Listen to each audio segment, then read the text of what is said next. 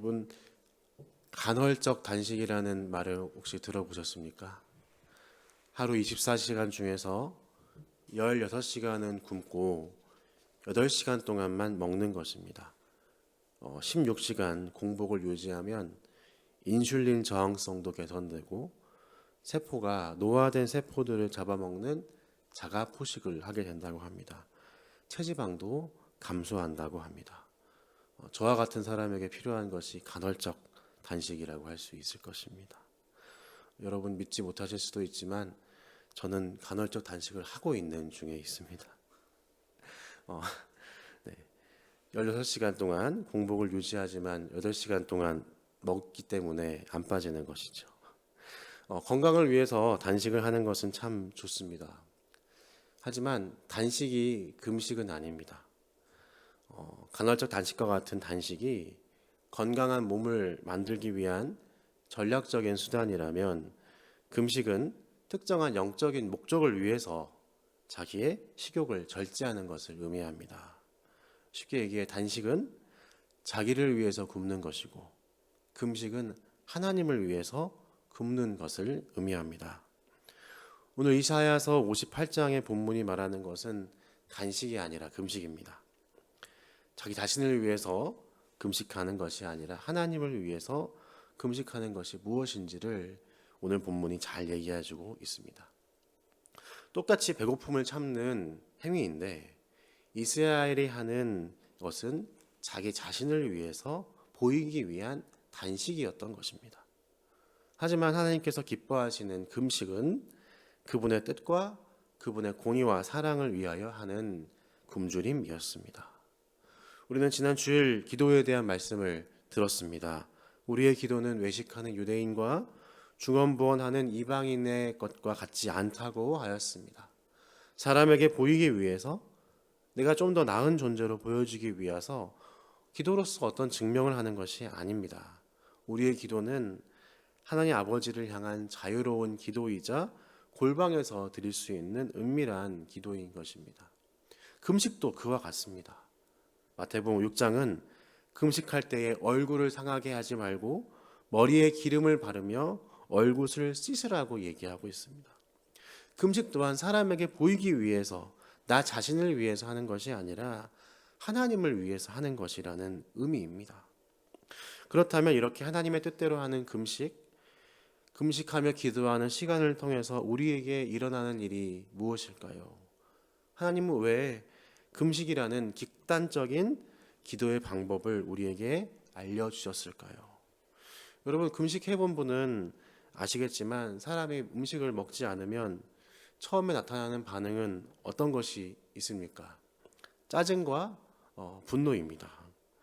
오늘도 여러분 점심시간쯤 되면 당이 떨어지고 힘이 없다 보니까 하고 있는 일들이 손에 잘 안 잡히고 모든 일에 있어서 좀 민감해지실 것입니다. 아이들을 가장 조심해야 될 때가 언제인 줄 아십니까? 아직 먹지 않았을 때, 먹이지 않았을 때 애들이 가장 위험한 단계에 있습니다. 민감해지는 것이죠. 거기서 금식의 단계로 나아가야 합니다. 세 끼, 네 끼, 하루, 이틀 넘어가게 되면 짜증과 분노의 단계에서 새로운 변화가 생겨납니다. 먹지 못하다 보니까 힘이 점점 더 빠지게 되니까 짜증내고 예민하게 반응할 힘도 없어지는 단계에 이르게 되는 것이죠. 다른 때라면 화도 내고 논쟁도 하고 대들어야 할 것 같은 상황에 처해 온다 하더라도 그것에 맞설 힘이 없어지고 내 감정을 일으킬 능력도 사라지는 것입니다. 그냥 힘이 축 빠진 채 늘어져 있을 뿐입니다. 바로 이 시점에 이르기 위해서 우리가 금식을 해야 하는 것입니다. 이 시점이야말로 우리가 금식을 하는 이유가 되는 것입니다. 이때야말로 내 안에 나의 에너지가 모두 없어지는 그 순간이야말로 하나님의 뜻을 물을 수 있는 영적 기회가 되기 때문입니다. 하나님께서 나에게 어떤 뜻을 가지시고 나의 문제 가운데서 나의 기도 제목 가운데서 무엇을 원하시는지를 내 힘이 축 빠진 상태가 되어서야 그제서야 겨우 듣는 마음이 생기는 것입니다. 잠깐 제 이야기를 나누고 싶습니다. 이전에 어떤 한 자매와 교제하다가 그 만남이 잘 안 되던 상황이 있었습니다. 그때 제 마음이 너무나 불편하고 답답했습니다. 그 사람을 만나기 위해서 투자했던 시간이 아깝고 나는 왜 이렇게 내 인생이 내 마음대로 풀리지 않는지 하는 그런 하나님에 대한 불평과 원망도 들고 분노도 나고 미련도 남는 그런 시간들이 있었습니다.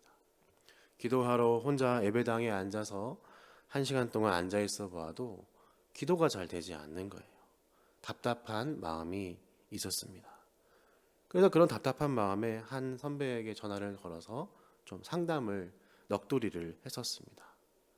그때 이분이 저에게 수영아 금식해봐 이렇게 조언을 해주셨습니다. 그 말이 제 안에 들어왔어요. 다른 이야기는 별로 제가 안 들었는데 그 말은 제 마음에 들어왔습니다. 그래서 그분과 통화한 것이 밤 늦은 시간이었는데 그때부터 하루 정도 금식했습니다. 밥을 안 먹으니까 마음이 예민해지고 성경책을 보거나 책을 봐도 집중력이나 효율이 떨어지기 시작했습니다. 이거 금식 괜히 했네. 내가 이것 말고도 할 것도 많은데 괜히 했네 하는 생각이 들었습니다.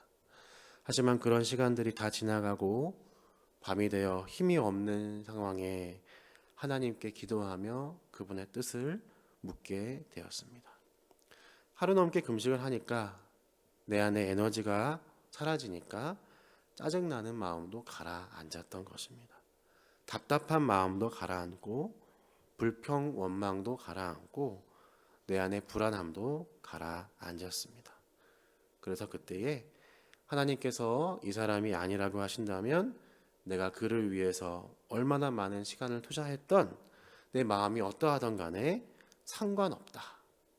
하나님의 뜻이 아니라면 그것을 그냥 받아들이면 되겠구나 하는 마음이 들어오게 되었습니다. 그때 하나님이 주시는 평안이 찾아왔습니다. 하나님께 감사함으로 그 상황을 잘 넘어가게 되었습니다.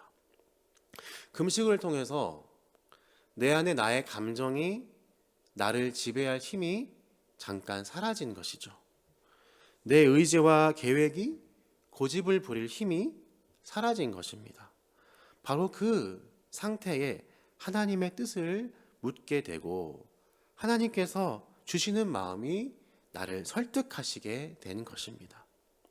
금식이 아니라면 배를 곪는 금식이 아니라면 우리의 인생의 중요한 시간들을 부딪혀보고 깨져보고 무너져 봐야 비로소 하나님께 묻고 나오는 마음이 생깁니다. 그런데 금식하면 몸으로 시간을 경험하기 전에 금식의 시간을 통해 내가 가진 자기 의를 깨트릴 수 있게 되는 것입니다. 그래서 금식이 우리에게 주는 굉장히 큰 영적 유익이 있습니다. 바로 그 굶주림이라는 결핍과 나의 무력함을 통해서 하나님의 마음을 받게 되는 일이 우리 가운데 일어나게 되는 것인지라. 오늘 본문의 6절에서 8절은 이렇게 이야기합니다. 내가 기뻐하는 금식은 흉악의 결박을 풀어주며 멍에의 줄을 끌어주며 압제 당하는 자를 자유하게 하며 모든 멍에를 꺾는 것이 아니겠느냐. 또 줄인 자에게 내 양식을 나누어 주며 유리하는 빈민을 집에 들이며 헐벗은 자를 보면 입히며 또 내 굴욕을 피하여 스스로 숨지 아니하는 것이 아니겠느냐. 그리하면 내 빛이 새벽같이 비칠 것이며 내 치유가 급속할 것이며 내 공의가 내 앞에 행하고 여호와의 영광이 내 뒤에 호위하리니. 아멘. 우리가 금식하고 먹지 못하면 그 결핍이 생겨납니다. 우리가 경험하는 그 결핍으로 인하여 내가 배고파 보고 못 먹어 보니까 나보다 배고픈 자가 비로소 보이기 시작하는 것입니다. 하나님께서 우리에게 진짜 보여주고 싶으신 것이 보이기 시작하는 것입니다. 압제당하는 자, 유리하는 자, 헐벗은 자가 보이는 것이죠.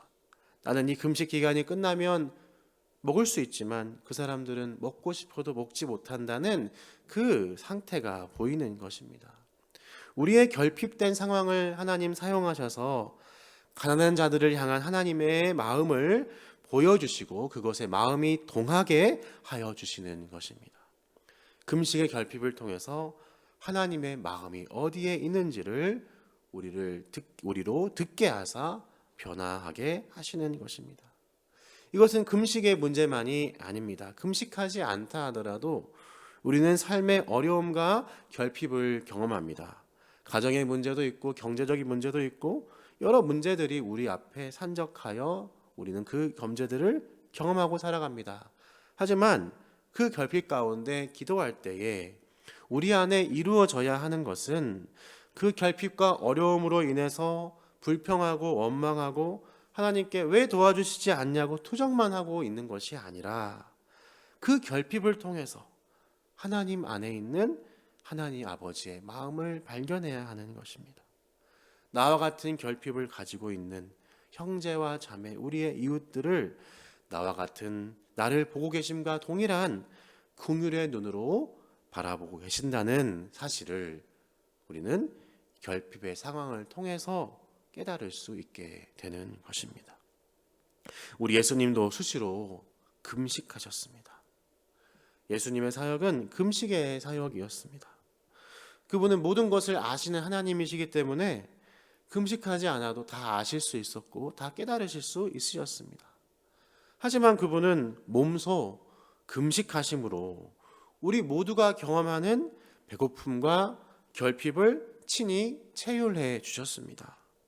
자신이 결핍을 몸소 경험해 보셨기 때문에 그 모든 아픔을 가지고 있는 방랑하는 유리하는 백성들을 향하여서 긍휼의 마음을 품으셨던 것입니다. 그 고통에 동참하셨던 것입니다.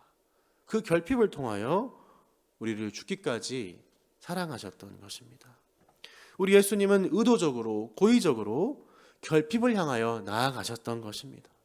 그분이 이 땅에 성육신 하신 것부터 가장 큰 결핍을 향하여 찾아오신 것이었습니다.